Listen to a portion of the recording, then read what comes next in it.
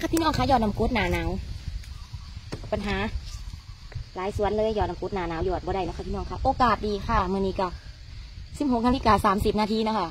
ยอดน้ำกุดต้นสุดท้ายก็เลยจะมาสาธิตวิธีการยอดน้ำกุดให้เบิ่งนะคะอันนี้มันจะเป็นหนังหมูเนาะค่ะมันภาษาชาวสวนยางเขาสิเอิ้นหนังหมูเนาะเขาก็ค่อยหยอดน้ำกุดลงไปนะคะต้องใจเย็นๆนะคะพี่น้องค่ะเขาอย่าพึ่งกวนน้ำกุดอย่าพึ่งกวนให้มันหอดใต้ถ้วยนะคะกวนข้างบนก่อนกวนข้างบนให้มันได้ที่ให้มันเหนืดล่ะเขาค่อยกวนลงไปให้มันหอดใต้ถ้วยนะคะกวนขึ้นมาปกติมันจะเป็นฟองเนาะค่ะเขาเอื่นอย่างนอนบอกข้างล่างมันจะเป็นฟองกวนน้ำกุดได้ทีแหละก็กวนอย่างเกายัดลงไปนะพี่น้องคะโอ้วันนี้เมื่อยค่ะ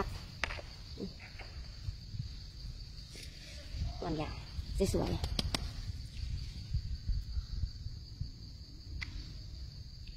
เรียบร้อย